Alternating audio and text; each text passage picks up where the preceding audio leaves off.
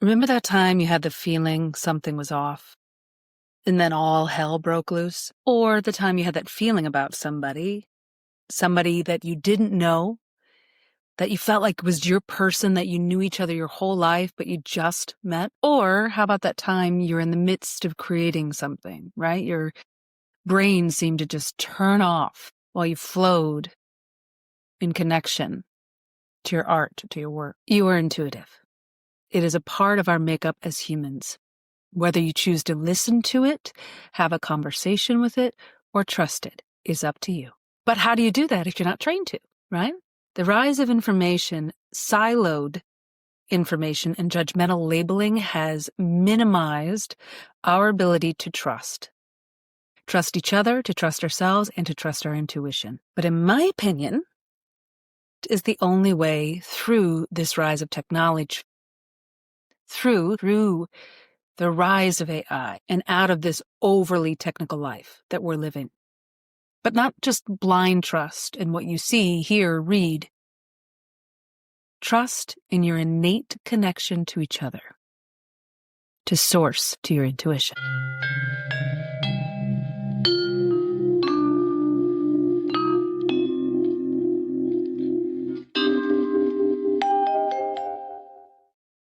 Hello, welcome to Intuitive Insights. I am Megan McDonough, artist, intuitive, and your no BS woo-woo coach.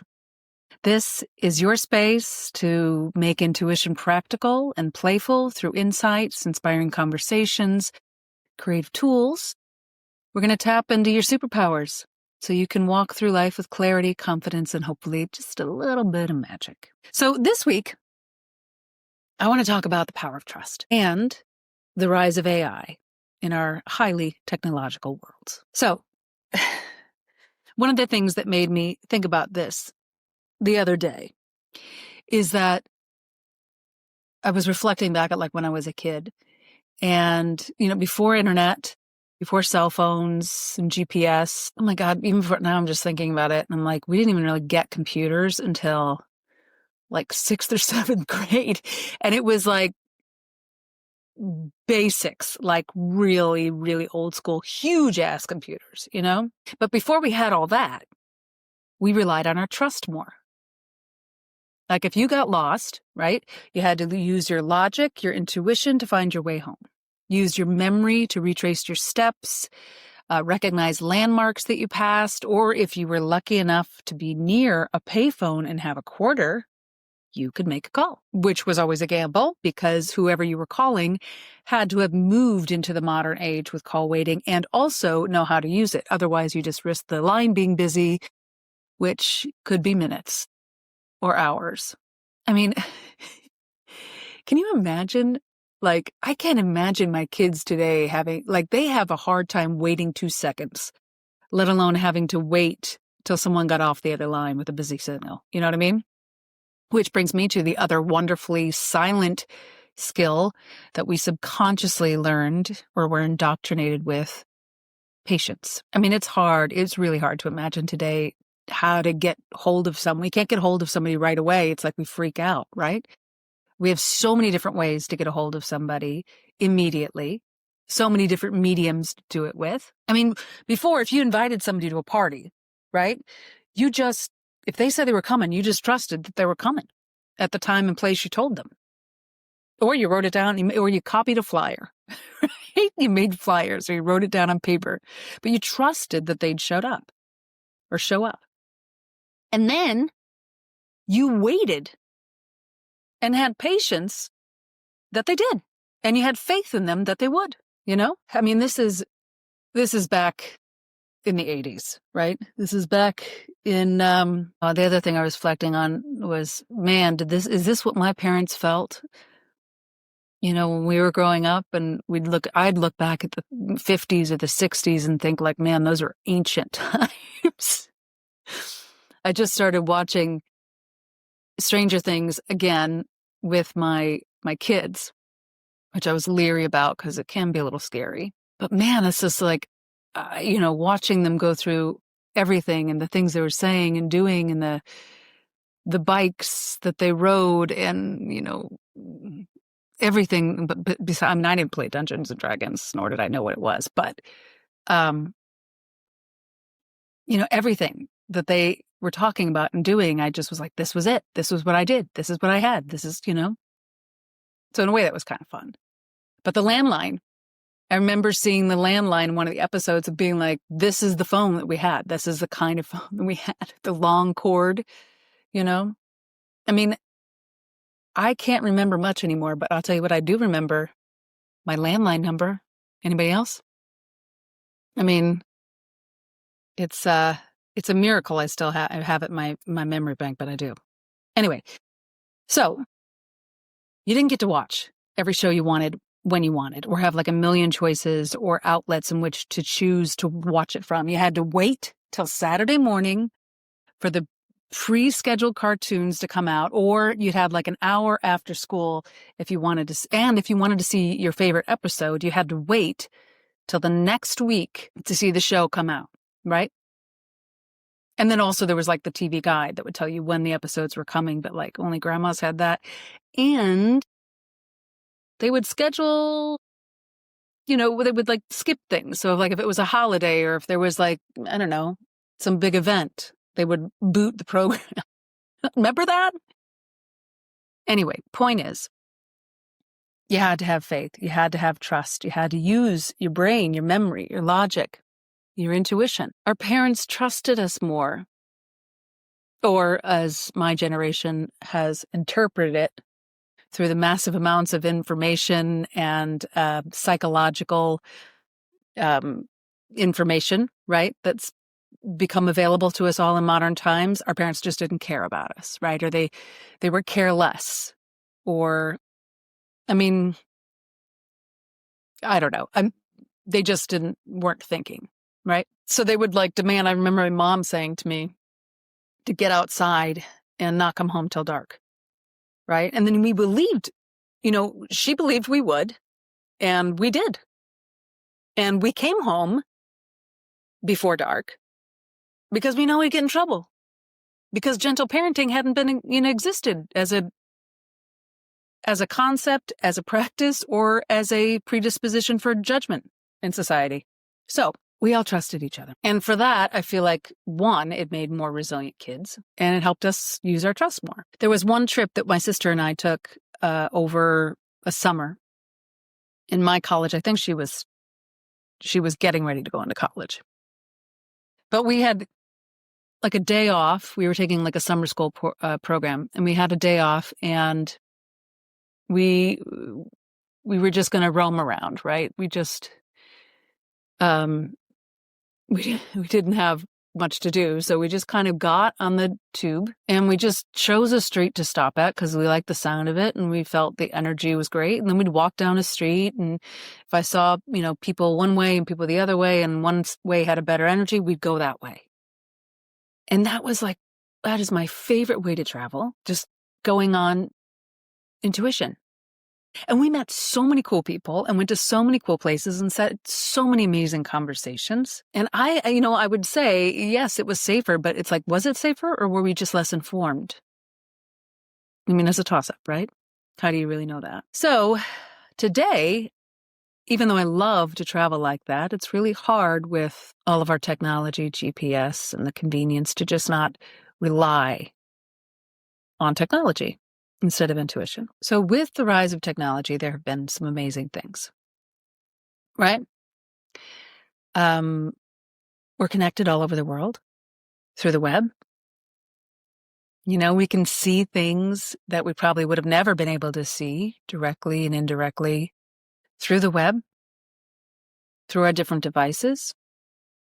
We can connect with someone right away, right? By various different means of communication. We're more informed, and I very much thoroughly appreciate gentle parenting, right? Here's the question I have. As informed as we may be, do you feel more connected to one another because of it?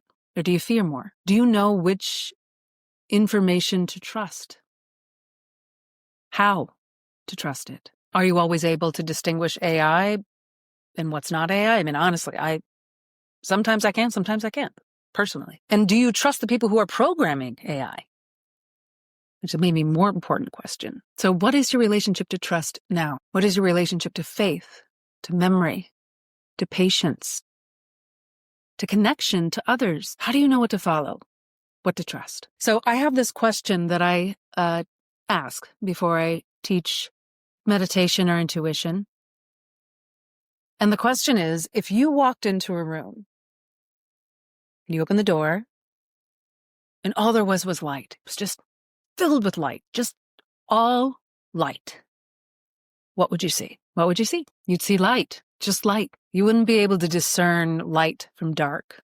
But we can, people do. So how is that? So my explanation is we are all gifted this beautiful karmic lesson-filled skin suit. And the skin suit comes and it just encapsulates, it scoops up a piece of that light that the room fills, or fills the room. And so now that piece of light is separated from the rest of the light through this karmic skin suit. And the illusion of life, which is also called Maya in yoga, other things and other culture, is that we are the separation.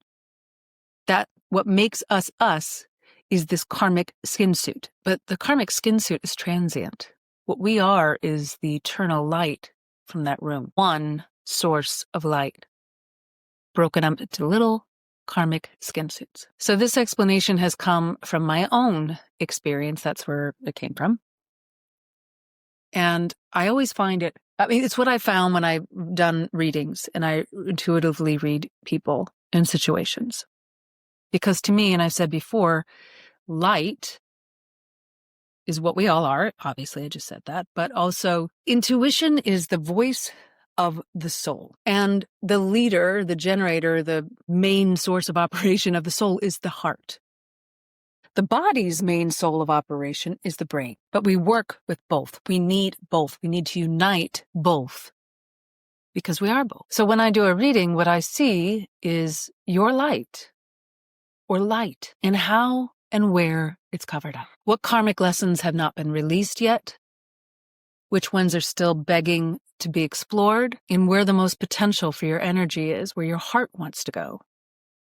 Because the heart and the intuition are the GPS of the soul. So when people get scared about doing a reading, I think, like, what is there to be scared about? It's just light. You're magical. You're amazing. You're beautiful. We're all the same gorgeous light. It's really beautiful. And when I discovered this and I was able to start communicating with others in this way, there is such beauty in this way of communication. It's just so much connection. No bullshit. You know, we're meant to learn in this life. We're meant to bruise our knees. We're meant to fall. We're meant to fail. Because that's how we learn. We're also meant to, in my opinion, learn how to integrate our energetic and physical selves. The light from the room downloads all that information from the skin suit, right? And brings it back to the light when the skin suit is done. The skin suit is like an avatar for the light. And the light is the soul's GPS. The soul's voice, intuition, is led by the heart. The skin suit is led by the brain. The more cerebral we get, the further we get from our soul's voice, from our GPS, from union. Intuition has the truth. It operates out of love, connection, and energy. The physical body, operated by the brain, operates from fear. Primarily the fear of death, because the mind and the body both know enough to know that the body is transient. Well, and the soul is eternal. If something is eternal, there's no fear of death to be had because there is no death. It's eternal. So therefore, there is no fear connected to the light. When I look at something intuitively, it's not always what I think the answer is going to be. Even what I feel the answer might be. Intuitively, when I look at something, it shows me where the compassion is, where the connection is, where the mercy is.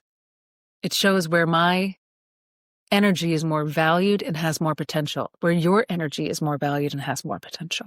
The rest of the game of life is to move through, to fail, to learn, to thrive, to hurt, to love, to celebrate, to mourn, right? This energetic universal connection is a conversation between the eternal, all-knowing you and the transient physical you. When you learn to listen to it, work with it, and communicate with it, the density of the physical world dissipates and your path clarifies. You begin to trust more, have more possibilities. You have more proof of trusting yourself. And that vibration ripples out to all that you do, opening up possibilities, connection, creativity. You are intuitive. Do you trust it? Okay, that's it for this week. But before we wrap, I have a quick invitation for you. My Magnetize Your Light, my company Magnetize Your Light, that this podcast is a part of, is hosting its final workshop for this year, for 2025, which is the Siren Call of Neptune. It's happening Tuesday, December 16th. It's an immersive exploration into your natal Neptune with a special guest astrologer, Hellenistic astrologer, Emily Tadimer. Neptune is connected to the intuition part of your chart. It's your intuition anchor. So where it is in your chart and how to work with it is a great way to dip your toe into this magical world of intuition. Tickets are up on my website, and you don't want to miss it. So catch those tickets ASAP. And also, if your intuition has been whispering or yelling or tapping on your shoulder like real hard for more, even if you are intuitive, but you just want some more structure on how to have a conversation with it, Trust You Are a Spiritual Badass, Intuitive Mastery for Creative Empaths starts January 20th. So if you're feeling stuck, sensitive, creatively clogged, or unsure how to discern your energy from everyone else's, this is your space. I only have 10 spots. I have clarity consults open now. The link will be in the show notes. I hope you can make it. Big buckets of love. Make some magic today. Talk to you soon.